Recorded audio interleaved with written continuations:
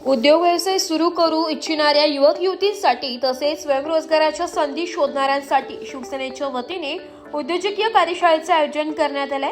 या कार्यशाळेत उद्योग सुरू करण्यासाठी आवश्यक मार्गदर्शन, शासकीय कर्ज व सबसिडी, विविध योजना तसेच प्रशिक्षणाबाबत सविस्तर माहिती देण्यात येणार आहे। या कार्यशाळेसाठी Raviraj Bhalerao Sharp Engineering Work हे प्रमुख मार्गदर्शक म्हणून उपस्थित राहणार असून ते उद्योग उभारणीचा प्रत्यक्ष अनुभव सहभागींसोबत शेअर करणार आहे। कार्यशाळेत सर्व प्रकारच्या मशिनरीचे प्रशिक्षण, महिलांसाठी उद्योग सुरू करण्याबाबतचे मार्गदर्शन तसेच व्यवसायासाठी आवश्यक कागदपत्रे व शासकीय योजनांचा लाभ कसा घ्यावा याबाबत माहिती दिली जाणार आहे। ही कार्यशाळा रविवार दिनांक 14 डिसेंबर 2025 रोजी सकाळी 11 ते दुपारी 2 वाजेपर्यंत आयोजित करण्यात आली आहे। माऊली लॉन सिडको भाग 2 नाशिक येथे 30 संपन्न होणार आहे। या उपक्रमाचे आयोजन सौ सुवर्णा दीपक मट्टाले, माजी सभापती तथा माजी नगरसेविका मनपा नाशिक यांच्या वतीने करण्यात आले। या कार्यशाळेचा लाभ जास्तीत जास्त युवक युवतींना घ्यावा असे आवाहन आयोजकांकडून करण्यात आले। नमस्कार, नाशिक लोकशाही न्यूज मध्ये सर्व प्रेक्षकांचे स्वागत। तर आपण आलेलो आहोत DGP नगर माऊली लॉन्स येथे। तर उद्योजकीय कार्यशाळा माननीय सौ सुवर्णाताई मटाले यांनी आयोजित केलेली आहे आणि आपण बघू शकतो हजारोच्या संख्येने महिला इथे उपस्थित झालेल्या आहे। तर महिलांचे सबलीकरण तसेच महिला बचत गट असे अनेक कार्य त्यांनी केलेले आहेत आणि येणाऱ्या काळात देखील ते असेच कार्य करत आलेले आहेत। त्या माजी नगरसेविका देखील राहिलेल्या आहेत आणि येत्या काळामध्ये देखील त्या इलेक्शन लढणारच आहेत। तर याबद्दल आपण अधिक माहिती त्यांच्याकडनं जाणून घेऊया। जय महाराष्ट्र। आज आमच्या प्रभाग क्रमांक 28 मधील माऊली लॉन्स येथे खास आजपर्यंत एक महिला लोकप्रतिनिधी म्हणून माझ्याकडून माझ्या प्रभागातील महिलांचं एक रस्ता, लाईट, पाणी हे तर प्रत्येक नगरसेवकाचं कर्तव्य असतं, पण ते देत असताना एक महिला लोकप्रतिनिधी म्हणून गेल्या आम्ही 2 वर्षापूर्वी नारी शक्ती योजनेअंतर्गत जे बचत गट स्थापन केले, त्या बचत गटांना विशेष मार्गदर्शन आणि ते काय करू शकता, त्यांनी काय करणं अपेक्षित आहे याची एक मी उद्योजिका होणार ही भावना प्रत्येक महिलेमध्ये कुठेतरी असते, जेणेकरून तिच्या कुटुंबाला एक आर्थिक सहाय्य आणि तिच्या स्वतःचं सक्षमीकरण, आर्थिक स्वावलंबीकरण होण्यासाठी एक पुढचं पाऊल म्हणून। कारण आजपर्यंत गेल्या मागच्या कार्यकाळामध्ये आपण महिलांना पार्लर असेल, शिवणकाम असेल, मोबाईल रिपेरिंग असेल, कॉम्प्युटर क्लासेस असतील, असे अनेक प्रशिक्षण दिले। हे प्रशिक्षण दिल्यानंतर गेल्या 7 वर्षापासून प्रभागामध्ये मी आनंद मेळाव्याचं आयोजन करते। अल्पदरामध्ये महिलांसाठी आनंद मेळाव्याच्या माध्यमातून आपण स्टॉल उपलब्ध करतो। आत्ताच मागच्या महिन्यामध्ये दिवाळी महोत्सव, दिवाळीपूर्वीचा आनंद मेळावा साजरा झाला आणि त्या आनंद मेळाव्यामध्ये प्रचंड उलाढाल म्हणजे 50-60 लाखाच्या पुढची उलाढाल या 60 स्टॉलच्या माध्यमातून झाली।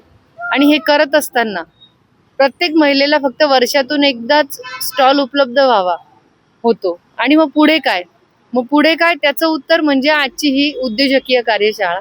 ही करत असताना याच्यामध्ये आपण काय काय व्यवसाय करू शकतो, त्याचे कौशल्य विकास केंद्र जे स्किल इंडिया डेव्हलपमेंट म्हणून जे आहे त्यांच्या अंतर्गत आपल्या इथे ITIला शासकीय ITI जो आहे तिथे गव्हर्नमेंटनी अल्प दरामध्ये क्लासेस चालू केलेले आहेत। मग काही 1 महिन्याचे आहेत, काही 2 महिन्याचे आहेत, काही 3 महिन्याचे आहेत। 800 रुपये फी त्या क्लासची आहे आणि प्लस ते 800 रुपये फी दिल्यानंतर जेव्हा आपला क्लास पूर्ण होईल ते आपल्याला परत मिळणार आहे।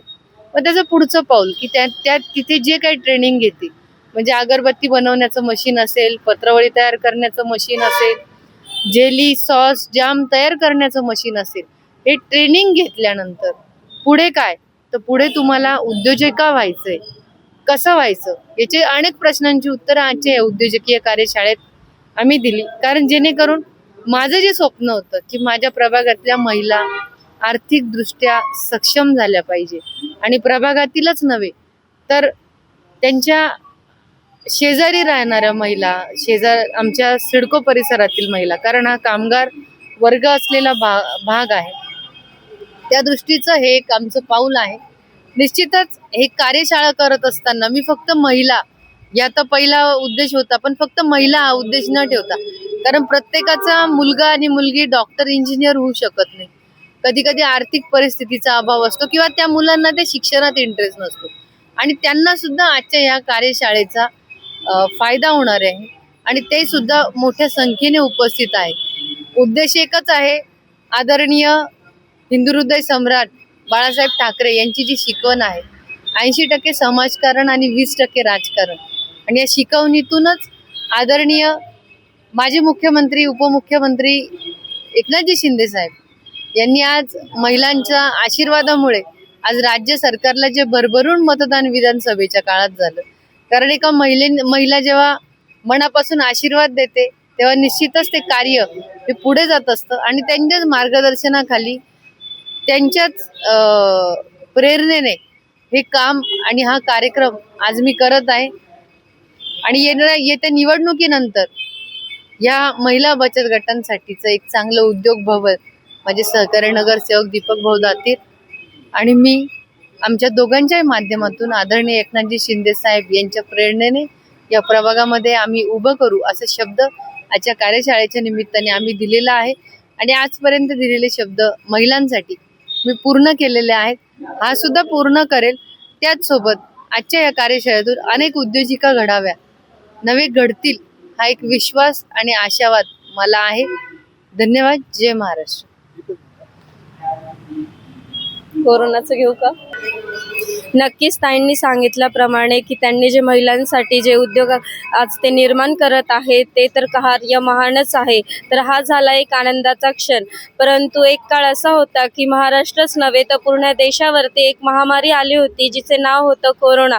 तर या कोरोनासारख्या महामारीमध्ये देखील ताईंनी अनेक कामे केलेली आहेत, जसे की गोरगरिबांना अन्नधान्य असो, लसीकरण असो, बेडशीट सुविधा असो, तसेच ॲम्ब्युलन्सपासून हॉस्पिटलपर्यंत नेण्याचा खर्च असो, तसेच रुग्णांच्या तपासण्या असो, असे अनेक कार्य ताई करतच आलेले आहेत आणि इथून पुढे देखील त्यांनी जे आश्वासनं दिलेली आहेत यावर ते खरे उतरतील यात काही शंका नाही.